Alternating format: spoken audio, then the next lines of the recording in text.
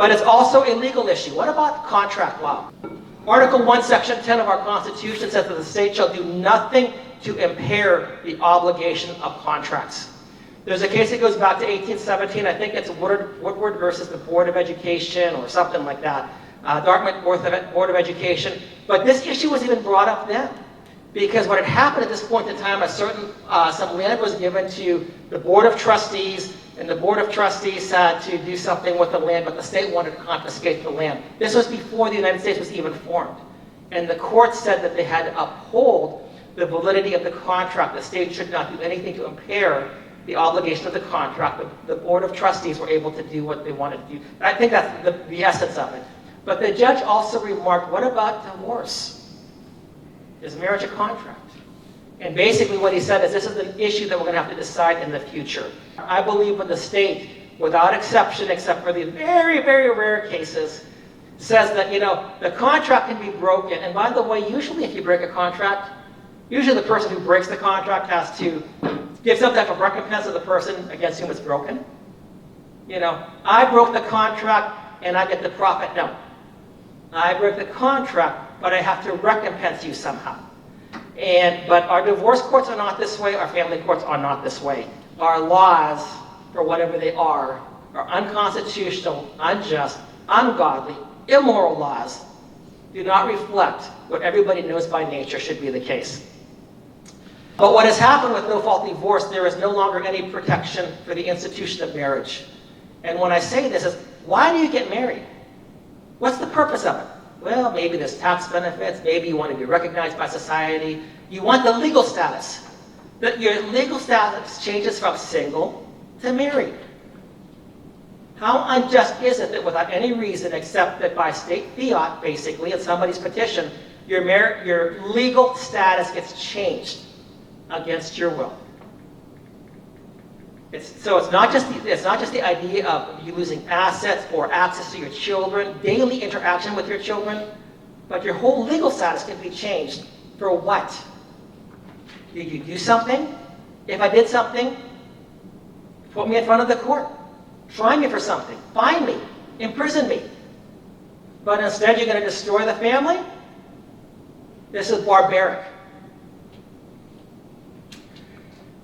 So from my perspective, there is no protection for the institution of marriage. I also look at the state talks about the marriage contract.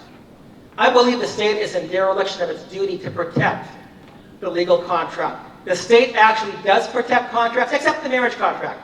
The most sacred contract that we have, the most important contract that you will ever enter into, the state looks at and says, that means nothing. And judges will get up there and destroy it just because one person wants it. What's the problem? I'm not happy. Oh, really? You're not happy? Well, go to therapy. If you want to leave the estate, if you want to leave the marriage, you can leave. Nobody's holding you prisoner. Well, if you don't want to keep somebody in prison, you can leave. But you don't get rewarded. If you're leaving because your husband is beating you, if you're leaving because your wife continues to have all sorts of adulterous relationships, take that to the court. The purpose of marriage is this. He is violating the purpose of marriage. She is violating the purpose of marriage. That is legitimate. There are some legitimate cases for divorce. The vast majority of them are not. And I already know that there's probably people here that may say, you know what, I've gone through this, a friend who's gone on this, whatever. This is not a condemnatory message. I'm not trying to make it that way. I'm saying we have been hoodwinked. In 1969, when Ronald Reagan signed no-fault divorce into being in California, he started the domino effect. And of course, who was involved in the no-fault divorce legislation? Family law attorneys. They're just there to help you. They are so full of something that's not nice, but they're there to help you. They're there because they knew that by allowing divorce and incentivizing divorce, that they would have a cash cow going forward. And divorce is the lawsuit that never ends. You've heard some of the people talk about today. I mean, divorce, if you have one lawsuit, it's over, it's done. Divorce continues to go on because there's always access to children. There's a number of issues. Constitutional issue, like I mentioned, the American Constitution, the U.S. Constitution talks about the contract clause, Article 1, Section 10. What about the 14th Amendment? No-fault divorce is a means by which a father or a mother will be deprived of life, liberty, or property without due process and without equal protection of the law. That case that we filed, Panko v. Panko, again, go to the U.S. Supreme Court, type in Panko, P-A-N-K-O-E, hit the search button, it will come up. It deals specifically with the 14th Amendment. This was a grave violation of the 14th Amendment. If you look at the appendix that was attached to it as well, the court even, it kind of admits that that was the case, but they've twisted the words around to make it look like it's supposed to be legitimate. It is as I tried to mention a little bit, it's also, if you are against abortion and are pro-life, this is a big, big issue. When you have no-fault divorce, a dissolution, destruction of the family taking place, the support system for a child often gets broken as well. You will find that children of divorce have many, statistically speaking, not in every case, but statistically speaking, have many more problems adjusting. They are more likely to, for a man, boy is more likely to rape somebody. You know that? Me too, me too. Well, but the Me Too movement is for divorce, right? They're more likely to enter into jail. They're more likely to get involved with a gang, more likely to drop out of high school, more likely to never become a high-income earner, if that's your goal. More likely to go through divorce themselves. If you're a girl, you're more likely to get pregnant and have an abortion. If you are pro-life, and if you're not against no-fault divorce, unilateral no-fault divorce, you are inconsistent in your position.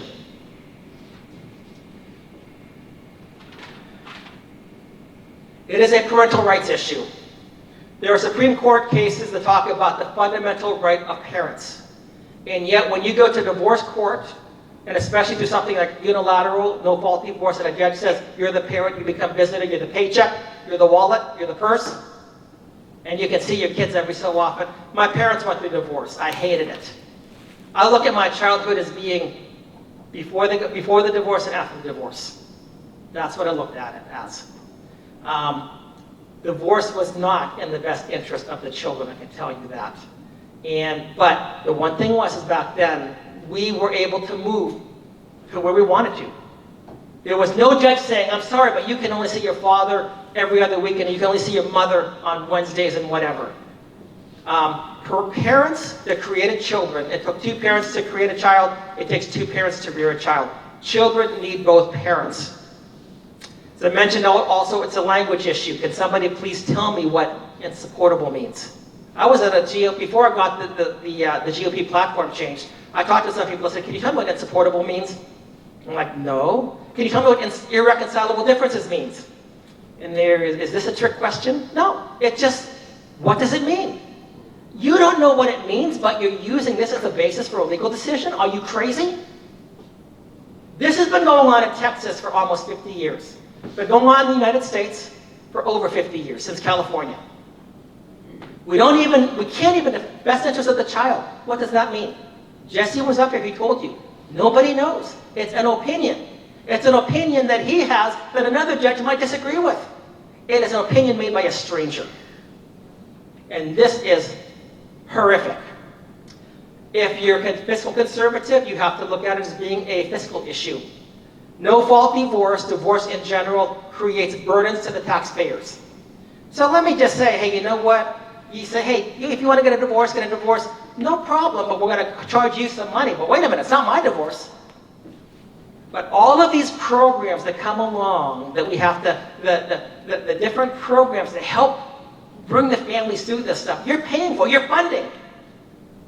There was a study done in 2008, 2009 that said, conservatively speaking, it cost U.S. taxpayers $116 billion a year, the issues of divorce and unwanted childbearing. And the two are pretty much hand in hand, but he said it's a very conservative figure. It could have been 160. And with inflation, it might be $200 billion a year. Decade, $2 trillion of expense. And you know why? Because of divorce. You're getting the bill. Yes, they're not telling you. So if you're a fiscal conservative, you'd want to say, listen, wait a minute, I don't want to keep paying this bill. If you're a conservative and you want your party to be strong, There was a couple of people that wrote about this last election. The number one factor on whether you voted Republican, Conservative, or Democrat was, did you come from an intact family? That was it. If you came from a single-parent household, you were more likely to become a Democrat or not vote at all. Intact families are the number one defense against totalitarianism. That's why Lenin attacked it. Destroy the family, destroy the society. Destroy the family, create a society ripe for communism. And look at our country today. It empowers the state. The state can come in with a police force and can order a person in jail. So Jody and I have known each other for 6 years. I remember when she got thrown into jail up there. And many people, I've gone to courts. They mentioned Judge Kiesenberry out in Parker County, guy who couldn't pay his child support. Put him in jail at Christmas time for 45 days. That'll teach him a lesson. In the meantime, he's not making any money. Interest is accruing. It becomes a cycle that continues to repeat itself. And you might say, well, he's a man. He should be able to do it. Just remember, that man is somebody's boy, somebody's son, maybe somebody's daughter. No-fault divorce, in my opinion, is one of the most abusive things that we have in the United States of America. And again, I said it also incentivizes divorce. No-fault divorce, the first person who files wins. Not just the way it is. So if you want to make sure that you have a strong case, be the first one to file. Get there first. Get to the attorney first. Some of the ramifications, I'll wrap this up really quickly here, but everybody knows about the Jeff Younger situation. That he is in a situation where his ex-wife wants to transition a 9-year-old boy who I've met, who is a boy. He's an athletic boy. She's a pediatrician. My understanding is, and I'm not positive about this, but I think she's sent a couple of other children to the transgender clinic, and she's doing this to her son, to their son. And Judge Mary Brown in Dallas has now restricted Jeff's ability to see his son except if it's supervised, because Jeff will not agree that his biological boy, that on the birth certificate says he's a boy, that acts like a boy, is a boy. There's another case right now in California. I met the man, Ted Hidako.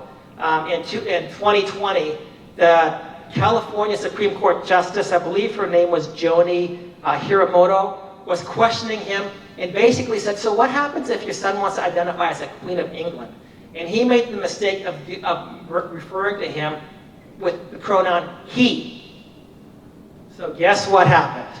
He lost custody of the children and the other abuses that have taken place. Anyway, there's a whole lot of stuff I could go into here, but we don't talk about divorce because we think it's a personal issue. The reality is, it is a very public issue. When two people get married, they are making a public declaration. What is better for our society? To have a community filled with strong married families, or to have a community filled with a bunch of single parents? I think it's obvious we know. And that's what happened with LBJ in the black community. He incentivized the women to take the government as a husband, to get a paycheck, to take the father out. And look at the destruction that has happened. Alan West has talked about this. By the way, I love Don and I love Alan both. I videotaped for them both, so I'm not, but Alan West used to say he was born in a segregated hospital. But at the time, 73 to 74% of the families for the black people were intact. I believe that was the case. Maybe it was about 74, 75%, something like that. They grew up with two parents.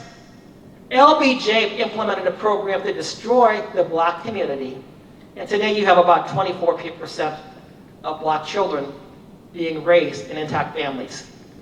We look at what's happened to the community, we blame the kids. Blame the state. Blame the people who wrote these wicked laws. Look at the parents. Parents will say, well, you know, our kids just need to take responsibility. Well, mom and dad, I looked at you. You copped out on your commitments, and now you're going to get mad at me for copping out on my commitments. You know, Children of Divorce, there's a book that I could send you. It's called The Now Adult Children of Divorce Speak Out. Children, you know, the myth is that, you know, children will be happy if their parents are happy. Children are resilient. They'll be okay.